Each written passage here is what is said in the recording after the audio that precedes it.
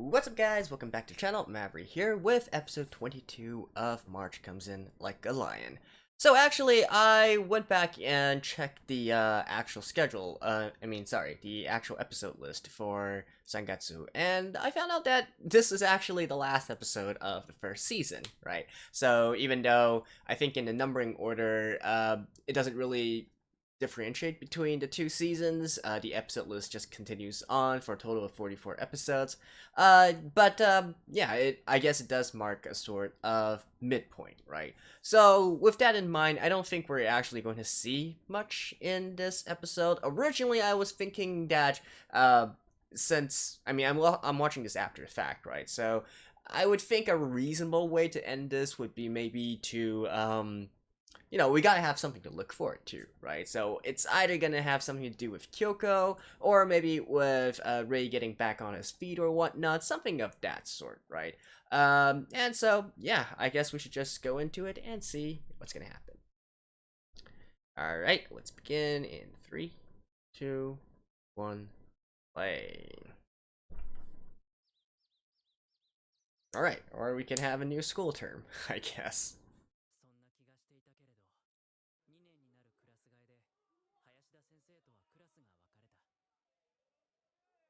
Oh, it's the protagonist seat.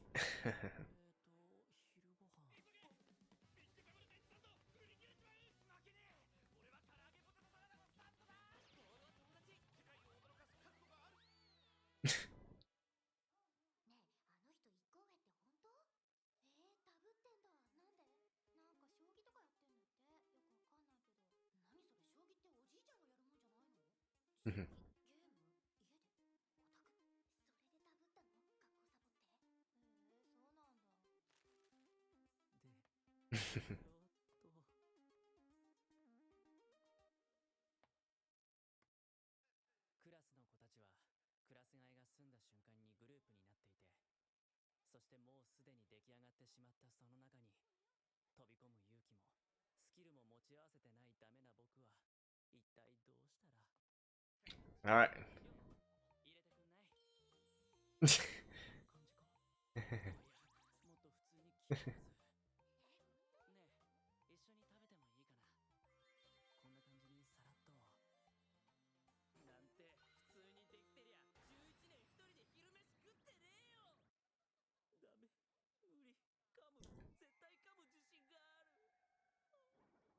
Is he heading back to the roof?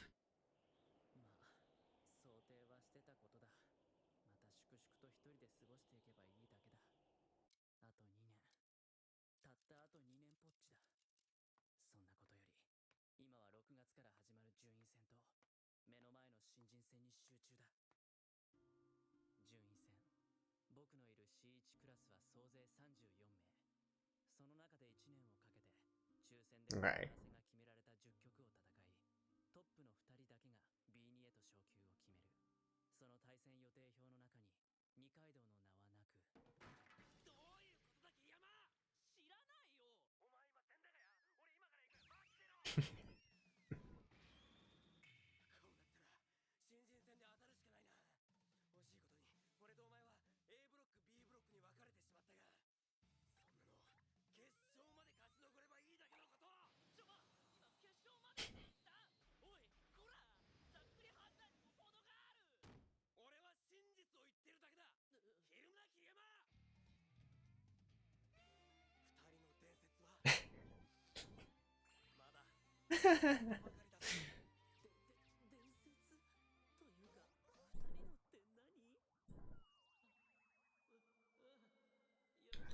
Well, gotta admire his optimism.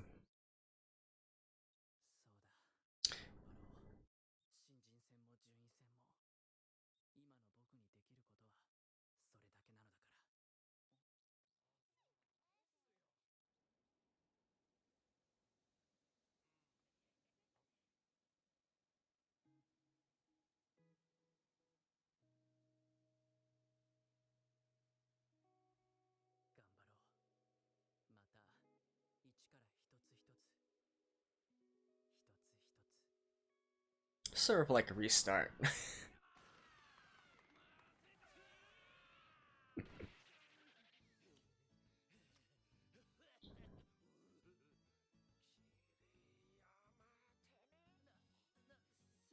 You could at least say hello, you know.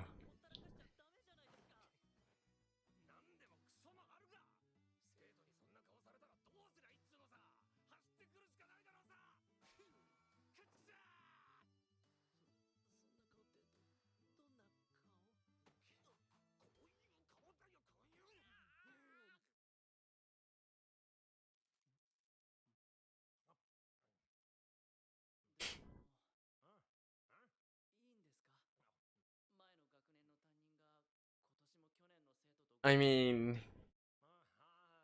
on one hand, it's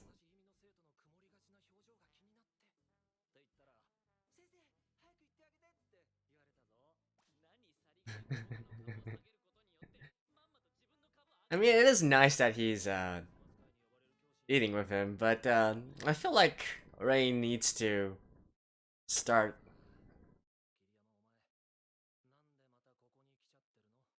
his independence. Yeah.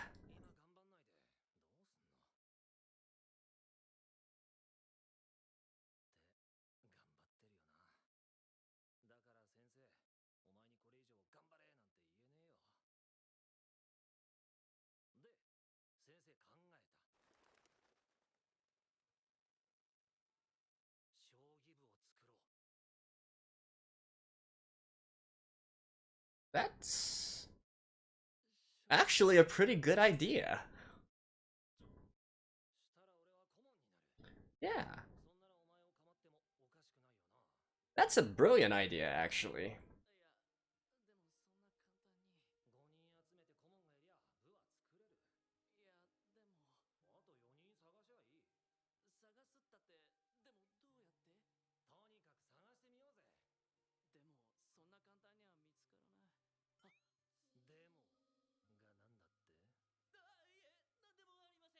Come on, how often can you go to a club and there's an actual professional there? Like, that'd be incredible.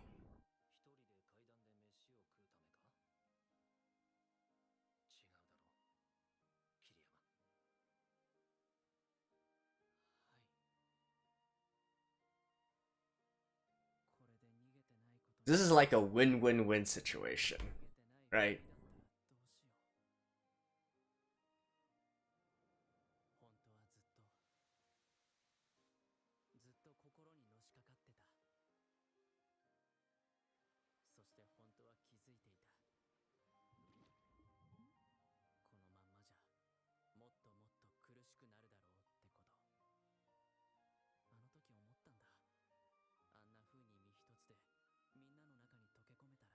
Hmm.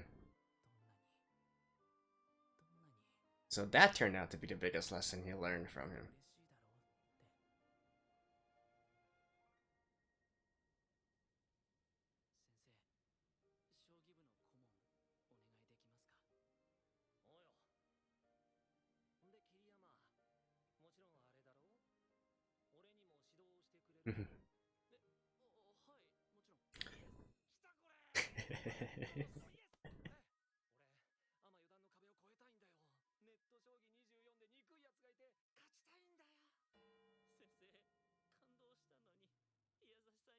No, but like I said, it's a win-win-win for Hayashida. You know, chess is something that he's absolutely interested in. For Ray, it's a way to sort of expand his social circle, and for the school as well.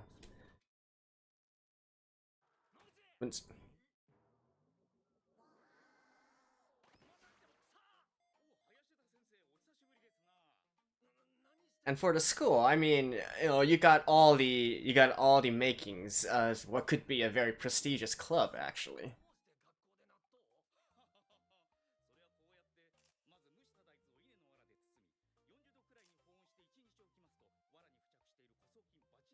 What?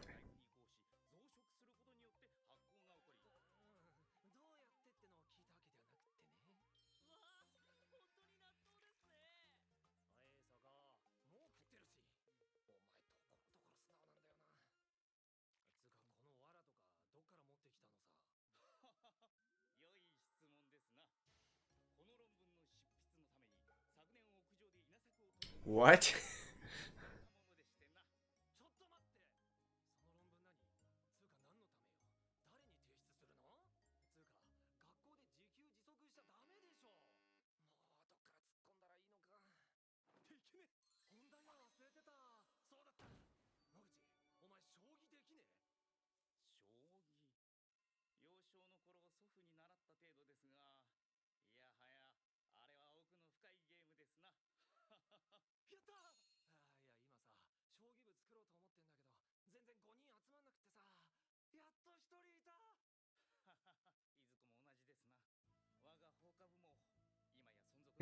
'So are the two clubs gonna combine?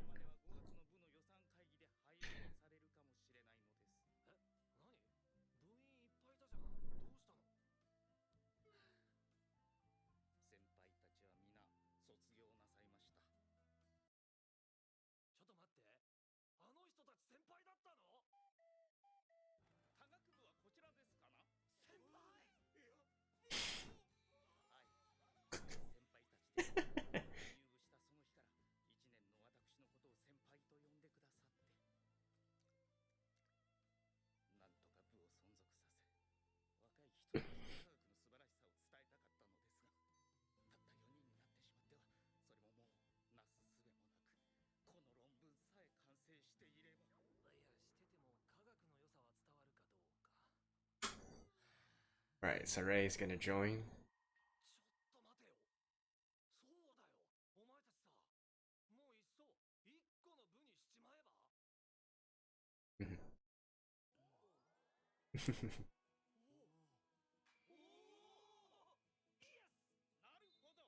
So what's it gonna be now? The after school shogi burning club?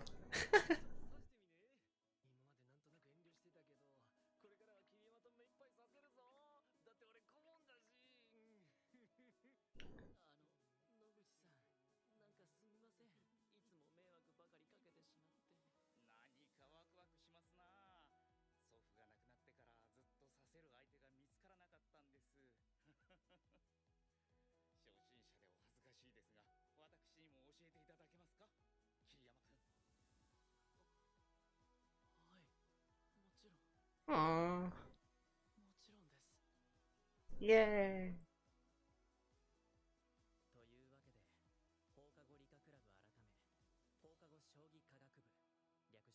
Okay. After school.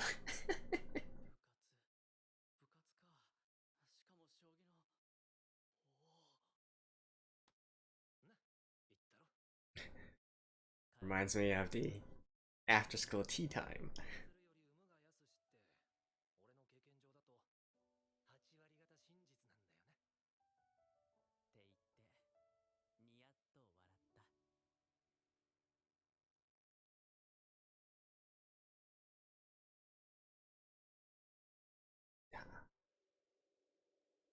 Alright. Is this gonna be a case where after having such a feel good half episode,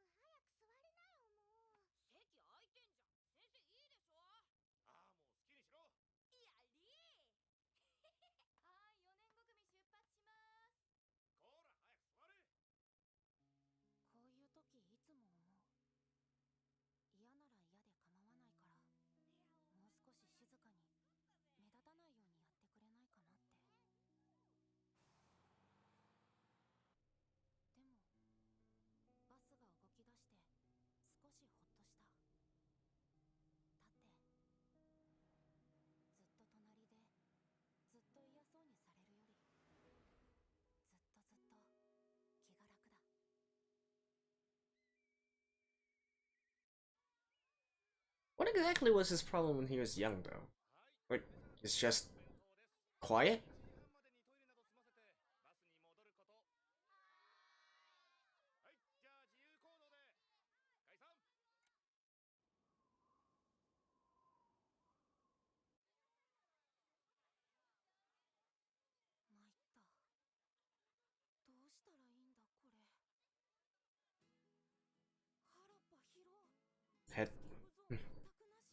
Head for the trees.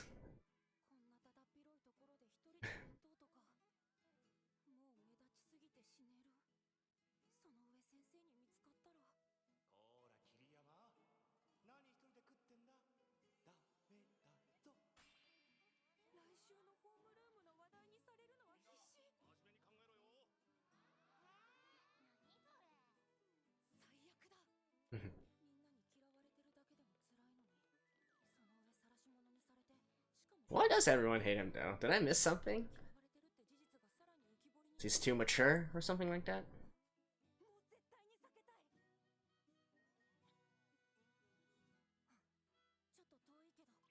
Yeah. Head for the trees.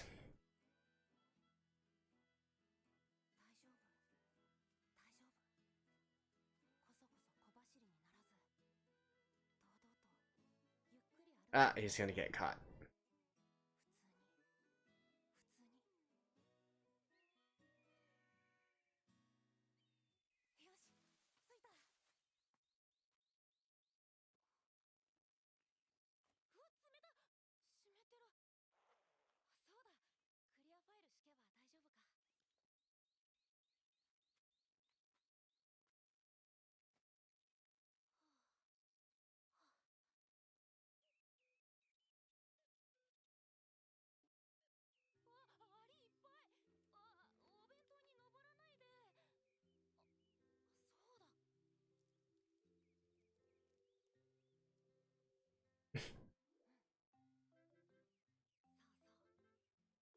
I...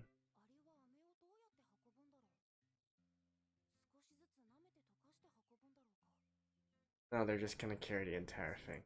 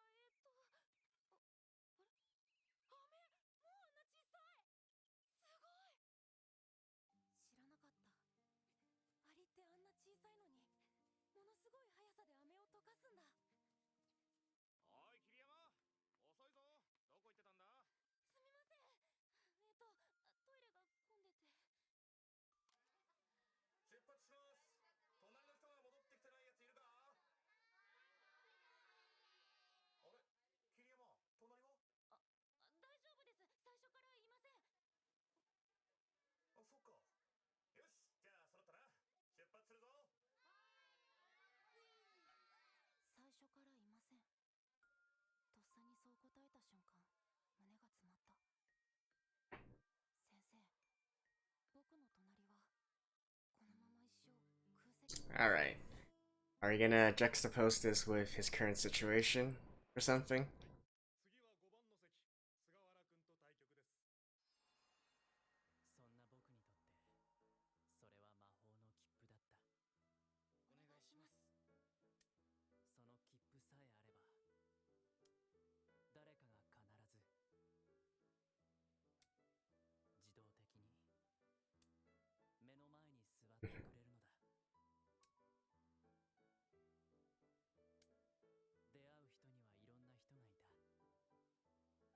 Alright, I wasn't expecting this juxtaposition.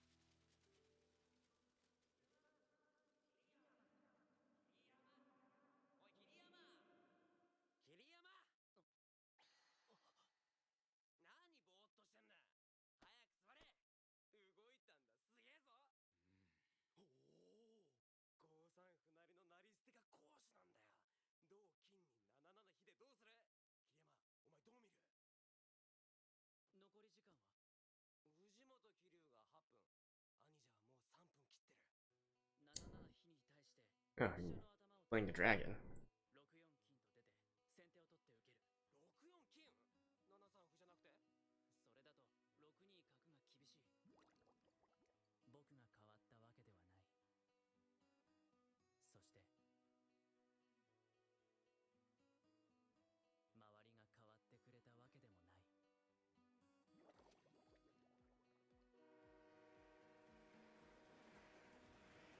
Hmm. It's the galaxy train.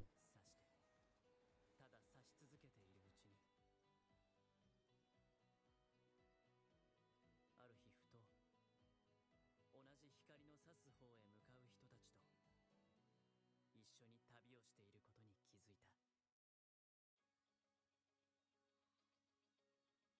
た。And there we go. That is the first season of Gatsu no Lion.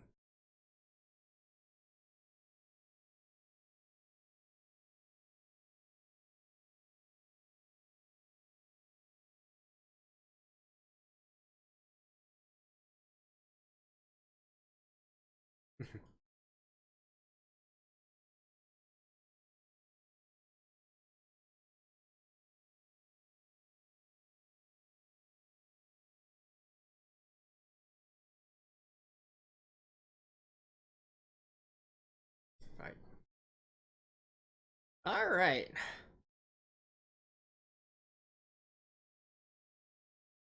Well, I think that is it for now. Quite an interesting way to end this first season, I guess. Well, I will see this through to the ending, and I'll see you guys after this. Alrighty, so there we have it. We have finally concluded the first season of March Comes In Like a Lion. And we got a nice little sandwich this episode, right? And what I mean by sandwich is, so we got basically a sort of feel-good moment, you know, with the club and all that. And then we are brought back down again emotionally, allowing us to see sort of the childhood years of Ray. And then at the very end there, Hope again. He's got his new, he's got his friends, he's got his colleagues, he's got his, I guess, how can I say it? Basically people who have the same interest of him, and so everything's looking up, right? And he's got a glorious future and bright future in front of him. Although the ending there is actually a little bit deceptive, and I'll go into that a little bit later. But first, I guess talking about the first half of this episode, forming a club and all that, you know, I thought that it was it was an ingenious move. Like I said, it's a win-win-win. So for the teacher, he's able to, he loves chess and he also wants to help Ray at the same time, and this is sort of like a two birds with one stone kind of thing for him, right? For Ray, he wants to be able to talk and interact and socialize with other people beyond the teacher, and it also serves as a way to provide an outlet for his own shogi abilities as well, right? And then obviously, I mean, I'm not quite sure about the other like club members. Like one of them, all right, is interested. The other three, like, how does that exactly work? But in any case, at least in terms for the school and whatnot, like I said, having an actual professional be one of the members of the club, you know, that's something to talk about, right? That's something that's actually very prestigious. So, I mean, consider this. If you had a sort of, I don't know, if you had a sort of music club, or I guess in Japan they got this, what, the K-On Club, something like that. You know, the light music club, the rock club, and you actually had somebody who was working as a singer-songwriter already, right? That would be absolutely awesome. Though of course you gotta have some members first, right? But I'm sure we'll get into that in the next season. But I just thought that was a brilliant move that really serves. It can only go up from here, right? So that was that for the first half of the episode. For the second half, talking about his childhood again. I'm don't really want to comment too much on that. I don't think we need to dive back into his childhood years so much. Um, the thing that I always thought about this, and I mean, even after watching 22 episodes of this, I still hold this belief. Like, I do feel that he was never really that alone already, ever since he became a professional, right? He's got some pretty good senpais, he's got some pretty good peers, some rivals and whatnot. And no matter if they're senpais or not, they're all actually professionals, they're all colleagues working in this same sort of industry. And the idea of having a common interest in shogi should be enough to bond them. Although I guess, in a sense, Ray didn't really consider shogi to be one of his primary interests. I don't think he sort of resented. Well, should I say resent? Um, I don't know. I even up to now, I still don't quite get like what he means by he's not that interested in shogi, right? Because what he's exhibiting is definitely different. I mean, sure, he's got this entire spiel about how shogi is the only thing he has and so on and so forth. But I feel like from a fundamental level, he actually does love shogi. He actually is very interested in it. So you know that in itself is very lucky of him and very fortunate of him, that at the very least there's something that he loves doing and that he's good at doing, and that there's so many people that he can share this with, right? So not really that much else to comment here. I will want to talk a little bit about the sort of imagery at the very end there. So basically I'm talking about the train flying through the sky, flying through the stars, right? um Maybe I'm looking too much into this, but the thing about this is actually a very common motif in Japanese media works, right? Whether it be mangas or novels or animes or whatnot. It's a very big cultural motif, and very exemplified by the I guess the sort of very original work, which I believe is translated in English to Night on the Galaxy Railroad or Railway, something like that. It's a very it's a very prominent light novel and very influential. There's like lots of stage plays and movies and so on and so forth about it. And then of course the more contemporary one, which considering it's more anime, slash manga related, would probably be for me Galaxy Express 999, right? So there's a lot of works that deal with this same sort of concept, like a sort of intergalactical train going back and forth. But these two are the ones that I have the most that gave the most impression to me.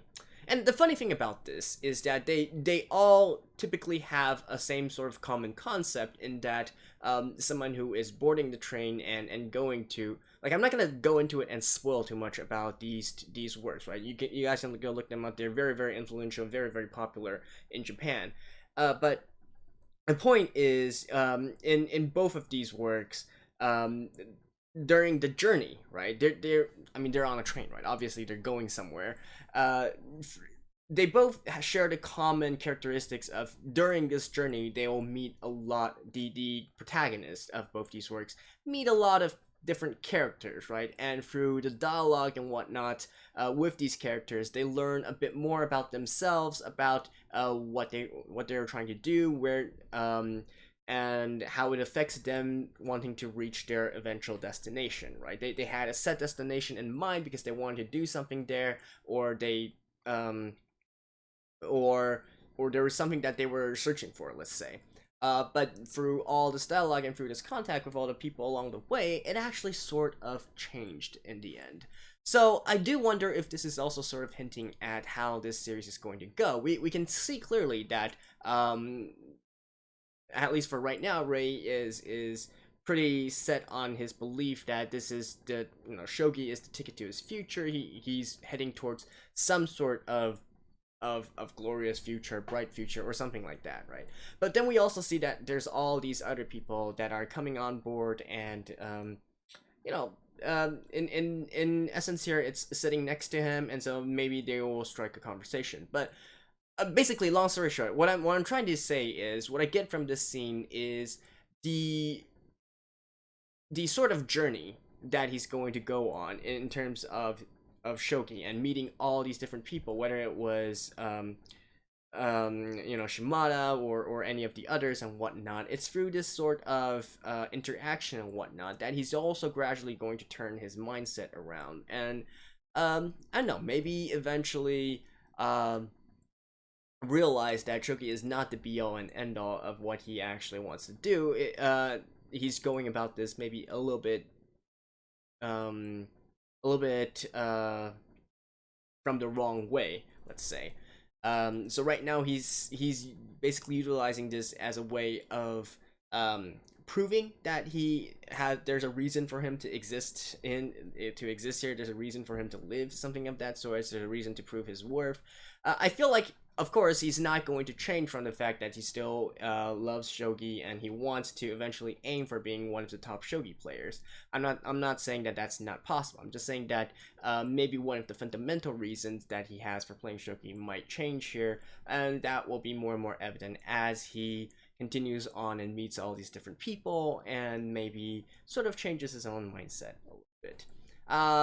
Of course, I could be reading way too much into this entire situation. This might be just imagery that the author wanted to use, the author liked. But I'm just saying that it sort of stands out to me because this is such a popular motif in Japanese culture, and there is very very set characteristics of any work that uses this sort of setting and the sort of deeper, I guess maybe verging on the edge of philosophical discussion in regards to these matters.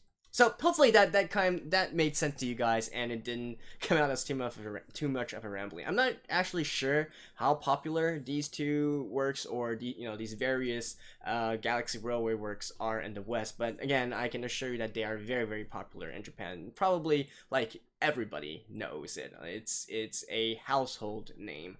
And I'm talking about the very original work, typically translated as Night on the Galactic Railroad, as well as Galaxy Express 999. Alright, so that was the first season of March Comes In Like a Lion and my review of episode 22. And of course, I'm going to be continuing right on with episode 23 starting from the next week. So, we'll just continue on and hopefully we'll end this by, I don't know. I think by my current progress, I'm probably gonna have to take another half a year to finish this entire thing. But we'll see, right? Maybe there will be some other vacations coming up, and then I will put out a few more episodes of this. In any case, I will see you guys next week with a new episode, and hope you guys enjoyed this. See you guys next time. Bye bye.